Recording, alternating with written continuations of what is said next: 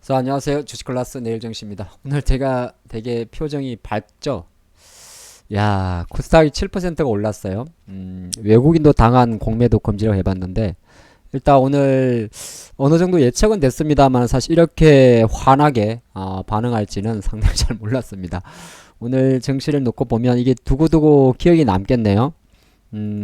글쎄요. 이게 지수인지 종목인지 코스닥, 코스피가 하루 만에 100포인트가 올랐습니다. 2500선을 단방에 왔고, 중요한 거는 이제 2500선이 오면서 월거봉 기준으로 지난 10월 달에 하락폭을 한 방에 다 돌려버렸다는 겁니다. 그래서 이제 앞으로 조금 되돌림 온다 하더라도 기술적으로 2400에 대한 지지율이 상당히 견고해지는 그런 상당히 강한 쇼커브가 나온 거고, 과연 이 힘이 이제 얼마까지 이어질지는 지켜봐야겠습니다만, 가장 중요한 게 우리가 주식에서 월봉, 양봉, 주봉 5주선 이렇게 이야기하는데, 5주선이 2400에 있죠. 이거를 단방에 뚫어버렸기 때문에 설령 여기서 일정 부분 되돌림이 온다고 하더라도 당장 내일이 되게 되면 여기는 잘 표시가 안 나는데 22이동 평균선까지 이렇게 플러스 기울기로 만들기 때문에 시장의 수급은 매도보다는 매수가 오히려 유리한 장으로 갔고요. 코스닥이야 7%가 올랐죠. 사실 지수가 이렇게 7% 오르기는 쉽진 않은데 전체적으로는 두 개의 배터리 관련주의 흐름이 상당히 좋았다 볼 수 있습니다. 또 하나가 이제 장을 보는 관점에서는 이렇게 앞으로 이제 지금 장의 중심은 공매도 이슈도 있습니다만은 여기가 미국 10년물 국채금리인데, 미국만 떨어진 게 아니라 미국이라든지 영국이라든지 또는 호주 대부분의 나라들이 국채금리가 채권 수익률이 떨어지고 있습니다. 이 말은 이제 다른 한편으로 놓고 보면 지난번에 미국이 금리를 동결하면서 실제적으로 추가적으로 금리 인상에 대한 시그널 자체가 많이 완화가 된 거죠. 자, 유가 같은 경우는 여전히 중동 이슈가 있습니다만은 배럴당 80달러 정도. 근데 최근에도 그런 이야기를 많이 드렸어요. 이스라엘 하마스 전쟁을 볼 때 원자재에서는 천연가스라든지 이런 가격의 변화가 별로 없으면 크게 중요하지 않다. 지금 천연가스 유럽 쪽도 보게 되면 여전히 지금 월간 기준으로 잘해야 4에서 5% 오른 수준이고, 여전히 주간 기준으로 계속 약세기 때문에 일단 시장에서는 인플레이션 우려를 조금 완화시켜 놓고 있습니다. 여기에 결정적으로 우리가 봐야 될 거는 통화시장인데요. 통화시장 관점에서는 가장 중요한 게 달러화죠.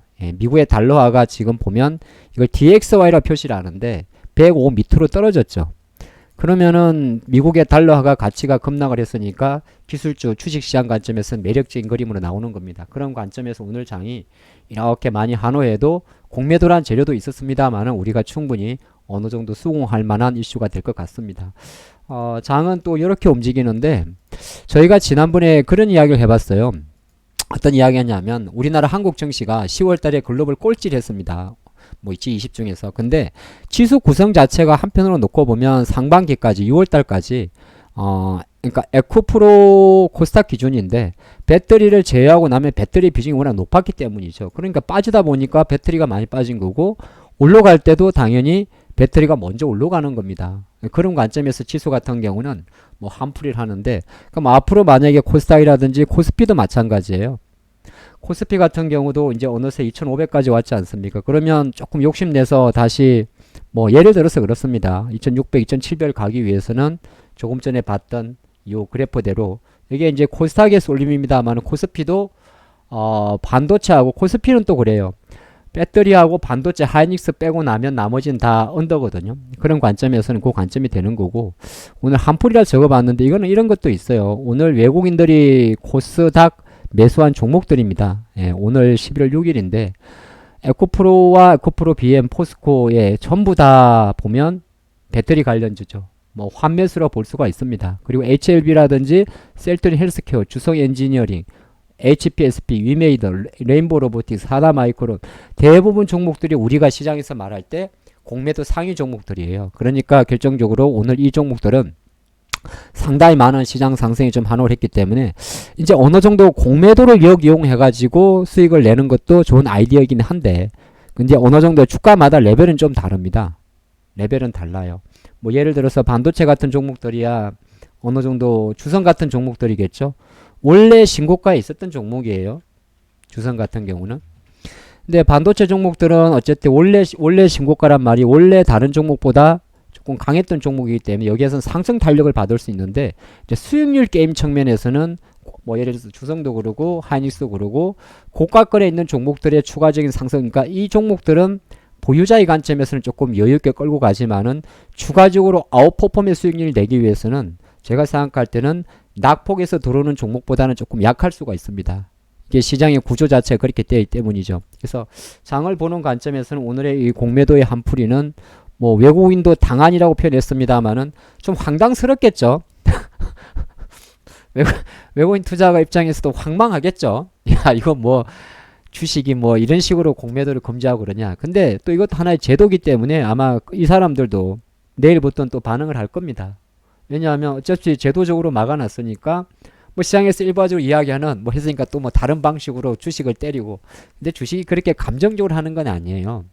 공매도로 인해서 많이 이렇게 오르는 종목도 있고 포스코 홀딩스도 막 하지만은 실제적으로 주가가 이제 포스코 홀딩스도 마찬가지예요. 요 52만원 정도가 어떻게 보게 되면 약간 자기 자리까지 와 있는 거잖아요. 그럼 포스코 여기서 올라간 한 10% 정도는 이제 공매도 쇼스키즈에 한 반등이 되는, 그 다음부터는 다시 펀더멘털로 갑니다.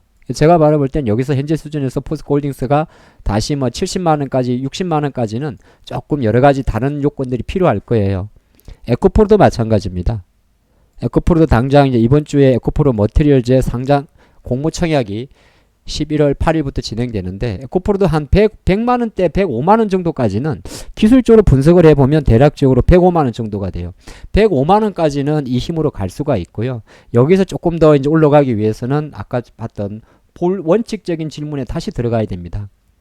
달러가 뭐 약세를 보인다든지 아니면 기차적으로 계속적으로 채권 금리가 좀 안정화된다든지, 또 우리나라 외환시장도 너무 빨리 빠지면 별로 좋은 건 없어요. 이것도 솔직히 말해가지고 약간의 쇼크죠. 원화율이 어떻게 한 번에 얼마 떨어진 겁니까? 60원이 떨어졌잖아요. 그럼 이렇게 너무 빨리 떨어지게 되면 또 외국인 입장에서는 이거를 원화 강세니까 달러 기준으로는 약세죠. 그러니까 지금 환율이 떨어졌기 때문에 외국인이 주식을 살 수 있는 여력은 많이 좋아집니다만 또 다른 한편으로는 또 손실도 발생할 수가 있어요. 물론 이것 때문에 어느 정도 또 다른 섹터들 환율이 내려가서 좋을 건 없는, 나쁠 건 없는데 너무 빨리 떨어지게 되면 여기에도 이제 노이즈가 생기게 됩니다. 물론 급등하는 것보다는 급락하는 게 좀 좋긴 하지만은, 그래서 제가 생각할 때는 앞으로 장을 바라볼 때 일정 부분은 이제 공매도 이슈 자체가 여기에서 한 주가지로 종목마다 뭐 10에서 20% 이상은 올라갈 수 있고, 그리고 나면 다시 원론적인 질문으로 들어갈 겁니다. 그렇게 좀 보시면 좋을 것 같고, 하지만 모든 걸 통합해 봤을 때는 시장은 가정은 어쨌든 간에 결과 자체가 이렇게 강력한 양성이 나왔기 때문에 이제 주식을 매도하기보다는 매수할 수 있는 여력과 공간은 커진다는 거죠. 그 관점을 보시면 될 것 같습니다. 화이팅입니다.